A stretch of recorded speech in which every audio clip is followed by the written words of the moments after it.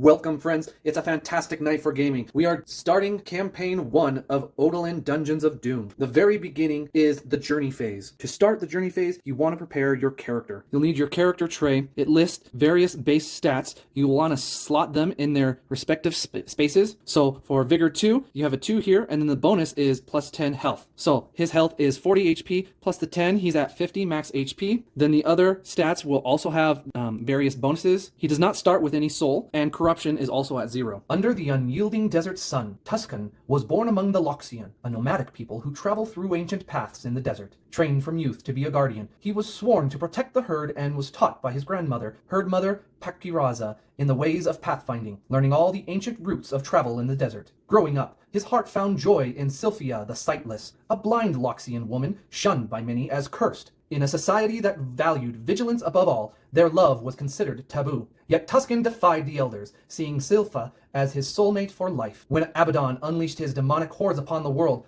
Tuscan stood in defense of his people. His younger brother, desperate to help, ventured alone into an ancient dungeon seeking a legendary artifact, never to return. This loss made Tuscan swear never to leave his loved ones alone again, a vow that was soon tested. During a midnight assault, chaos engulfed the camp. Torn between his duty to defend the herd mother and his love for Sylpha, Tuscan decided to search for his beloved, who, sightless, would be lost in the chaos. Yet Tuscan arrived only to witness a demonic centaur abducting her into the darkness. Powerless to stop it, he rushed back, only to find his grandmother mortally wounded. Cradling her, he faced the scorn of fellow guardians who blamed him for abandoning his post. With her dying breath, the herd mother exiled him, decreeing he could return only after Abaddon's defeat. Wise to the end, her judgment freed him to pursue Sylpha and seek his lost brother. With no other option, and in great grief, Tuscan ventured into the desert. This journey led him to find trustworthy companions, and by placing his desert traveling skills to the test, he led them in the fight against the demonic onslaught. He will start with Guardian's Hammer and Plate Armor. So you may only equip one two-handed weapon, or one-handed weapon and one offhand weapon, one armor, and up to 2 different types of accessories. And you may select up to 2 consumables for your character. Since it's the beginning of the campaign, only what is listed on the back of his character sheet is he able to equip. Then you'll want to set the power track at 0. Then you want to separate the consumables deck and equipment deck based on the dungeon level. For this first chapter, that's level 1 deck. And for my second character, I will be playing Aridya, who is an expansion character. She starts with 2 souls, 35 health, plus 5 from her Vigor 1. In the kingdom of Asaria, Aridya was a High Templar of the Sacred Blades,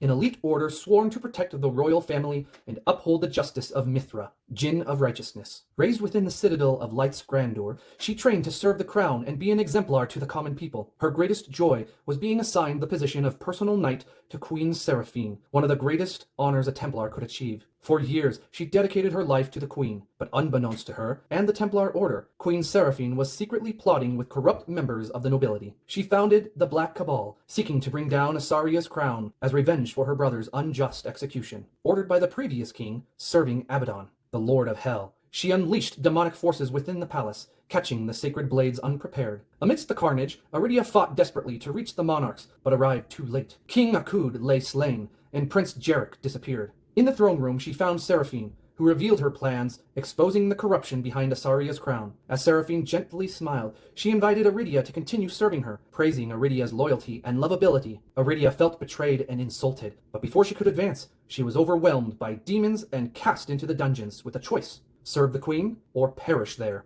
Days passed in the prison, with faint echoes of battle and screams in the distance. One night, a violent tremor shook the palace, the result of summoning Abaddon into the mortal world. The quake collapsed part of Aridya's cell, opening a path to escape. Asaria had fallen, the city engulfed in flames and death. Traveling onward, she aided survivors and continued searching for Prince Jarek. Her faith shaken, her world shattered. All she could do now was gather allies and eliminate the cause of it all, Abaddon. Starting items: Templar's sword, shield of the Sacred Blades, and worn Crusader armor.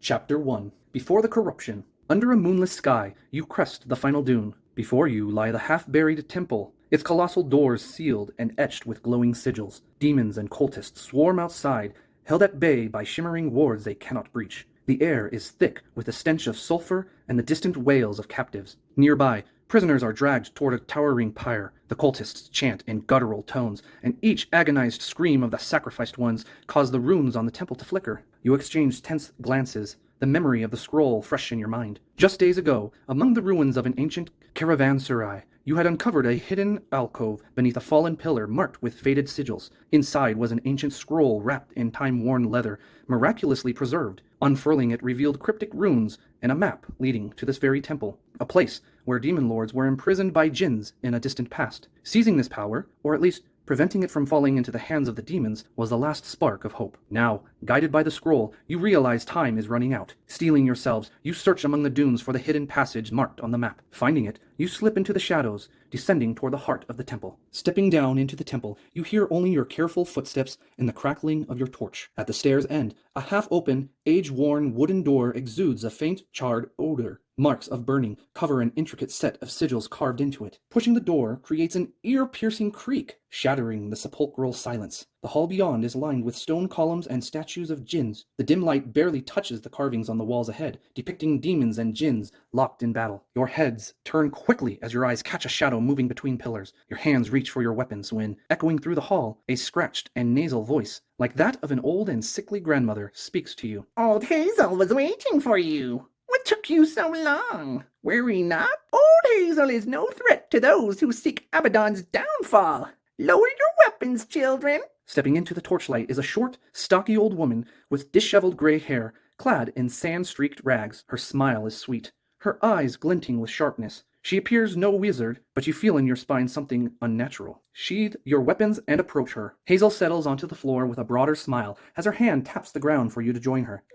Good start. Old Hazel knows of you, the youngsters with the scroll. Old Hazel has a way of breaking the seals on the doors. You want Abaddon's defeat, and so does Old Hazel. We are good allies. Very good indeed, says Hazel. Each hero gains one soul. As you settle on to the ground, Hazel leans forward, her eyes widening with intensity as she speaks. Old Hazel saw both past and future. The scroll led you to a place of great power. Seizing it means you will be responsible for fighting the hordes of hell. With a trembling hand, Hazel points to her face with a long, cracked nail of her index finger. Opening sealed doors and imparting knowledge are to be Old Hazel's tasks. Oh, and Old Hazel insists on doing the cooking. She turns her head as a faint light begins to emanate from a few sigils on the wall. Oh, the wards are stirring, Hazel says. Ask what you need, and tell Old Hazel when you are ready to enter the sealed chamber. What do you know about the demon invasion? Hazel nods slowly, her brow furrowing as a deep, hidden sadness reflects in her eyes. Though it began 2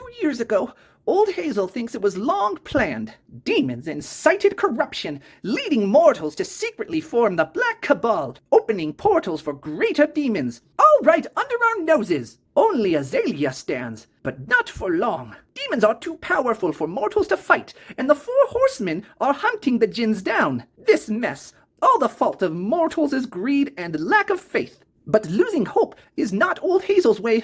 I have seen Abaddon searching for something with desperation. What it is remains unknown, but it must be important. Everyone has a weakness, you just need to find it, she says with confidence. Hazel looks at you, waiting. Do you know more about the sealed demon lords? Hazel squints, her nose twitching and mouth quivering as if she had just tasted bile. This world's worst enemies were born from the chaos first summoned by sinful wizards, then grew, fed by the collective evil of individuals everywhere. They, like the djinns, cannot be truly killed, at least not while the sins they embody are widespread. Delayed or bound, yes. Definitively ended? No. That is why the djinns imprisoned them here. Only Abaddon remains free, the betrayer of its kin, who fled the ancient war. While no one knows the details, Old Hazel trusts Abaddon planned it to become the sole sire of hell, she answers. The djinns, what happened to them? Hazel extends her hand toward the statues, her quivering, wrinkled finger pointing to each one as she speaks.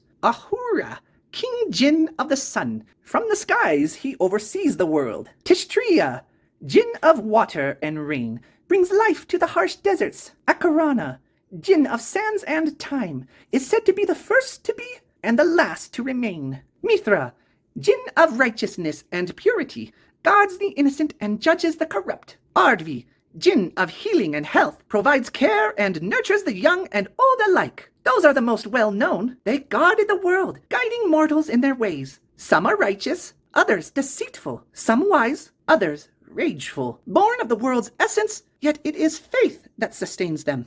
They were weakening long before the Hell invasion, as the Black Cabal poisoned people's minds. and faith dwindled under greed and spite. Their temples were the demons' first targets. Many Djinns fell, and those who remain are in hiding, seeking a way to turn the tide, Hazel answers, her voice betraying disappointment. Hazel slowly stands up and walks to the stone door at the hall's end. Her fingers trace the sigils carved into the stone, which glow pale blue under her touch. She moves her index finger slowly, and with a final gesture, flames engulf the symbols, leaving them scorched. Don't make old Hazel strain herself! You kids let the door, she says, turning to look back at you. You open the door upwards, revealing a vast chamber beyond. Towering pillars of blue crystal line the room, each encasing the shadowy form of a bound demon. At the center rests a stone altar, adorned with smaller crystals, each glowing ominously. Take the crystals. Just don't touch more than one at a time, says Hazel, as she walks around, searching for something. Here it is! She pulls a metal box from a dusty shelf and blows the dust away, revealing strange glowing blue symbols. Extending it towards you, she speaks in a serious tone. Place the crystals here. They hold the soul and essence of the demon lords. One can seldom resist the corruption of one. Two would overwhelm you. Now, see which one calls to you, and drop your blood on it. This will allow you to bind it to your soul, granting you some of its power. But beware, from now on, you will have to fight its corrupting influence. Get all Demon Lord cards. Each hero must choose one Demon Lord to bind to, giving your hero unique powers. Aridya will bind Lilith, the Witch of Sins, and Tuscan will bind Gorgonus, the Hunter. If you later change your mind, wipe the blood, place the crystals back in the box, and drop blood on the one you wish to bind with. Just never try to take two at a time, she says with a stern look. This can be done during a rest at a campfire to change your Demon Lord. Touching the crystal is a hellish experience. Your soul is flooded with unending power and chilling malice. Your mind teeters on the brink of losing control as Hazel's distant voice echoes. Visions of your life consumed by demonic flames flash before you. Clinging to your will for revenge, you begin to conquer the demon within.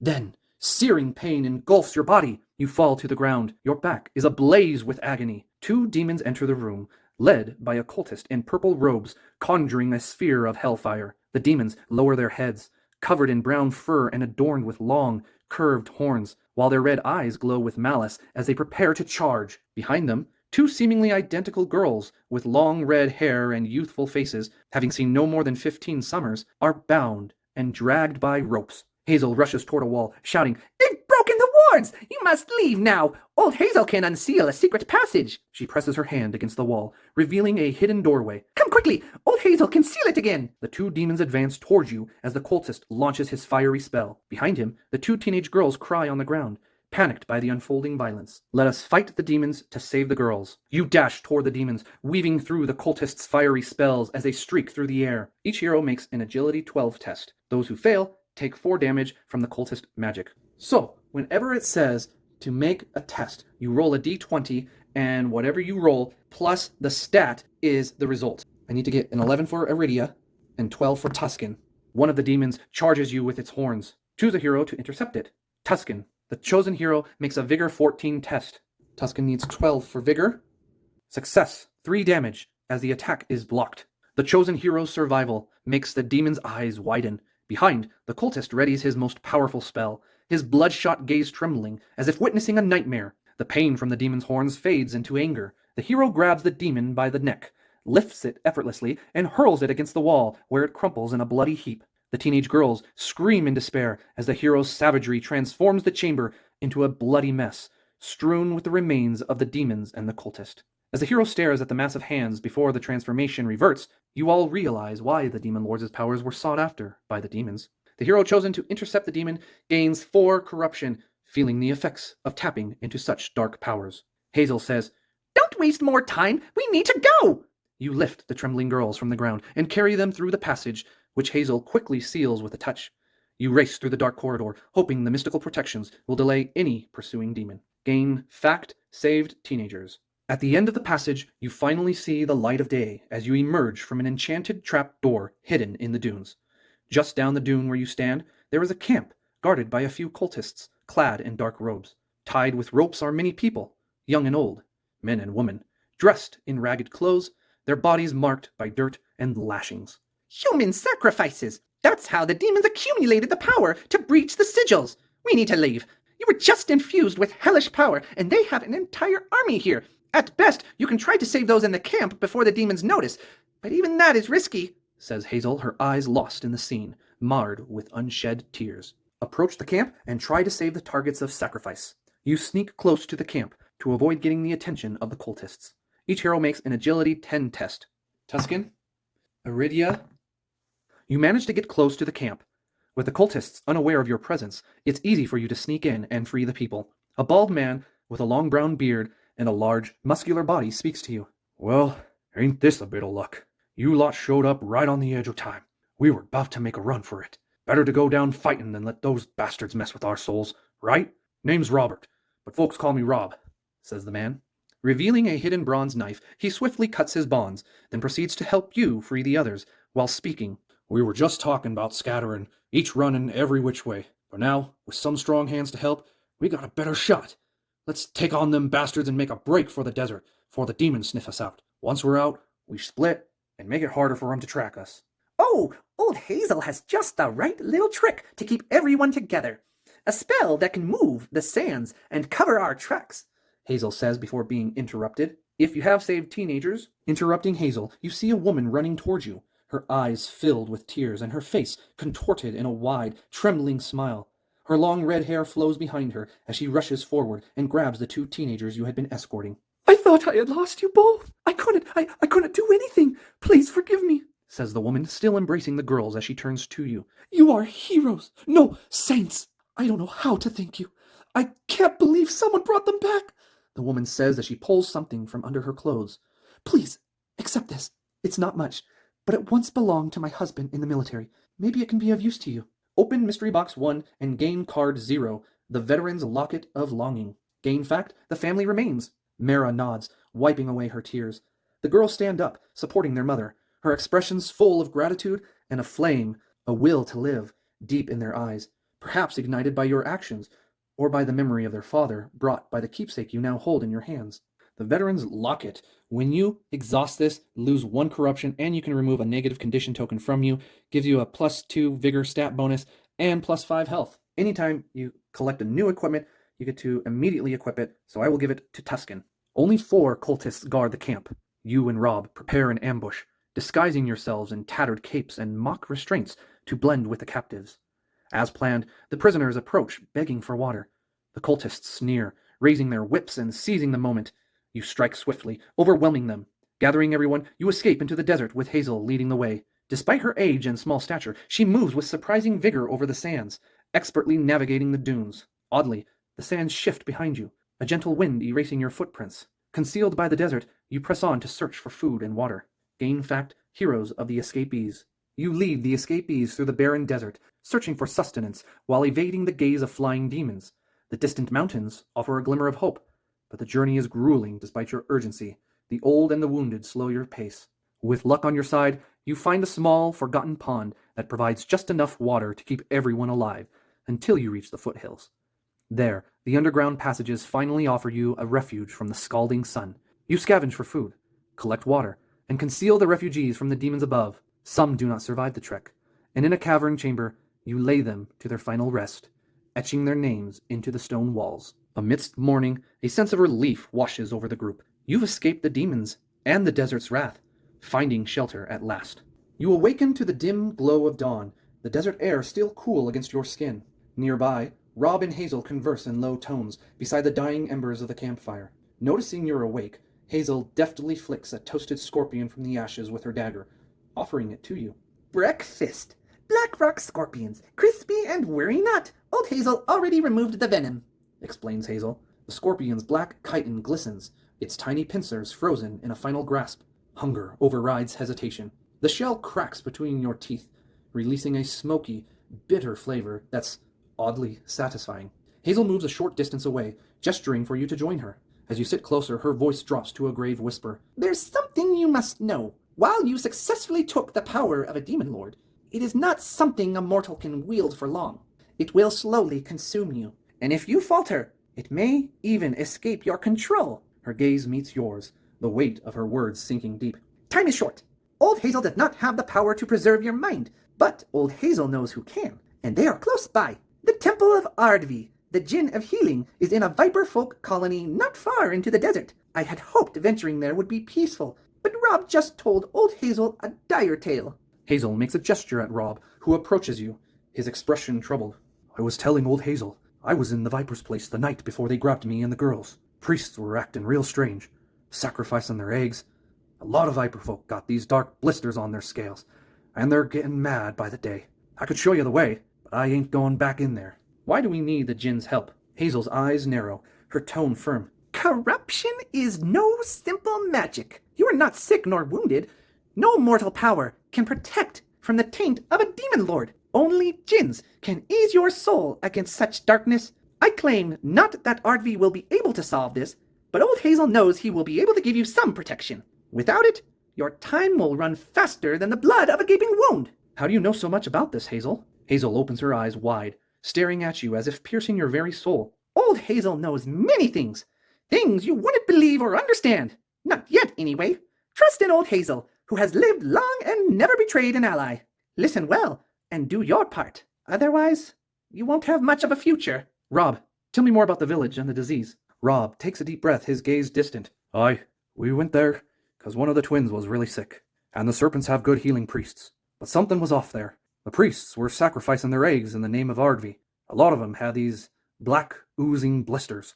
Some scales dark and falling off. They were spooked, afraid of their own shadows. The altar room was sealed off, even to their kin, only leaders walking in and out. I got what I came for.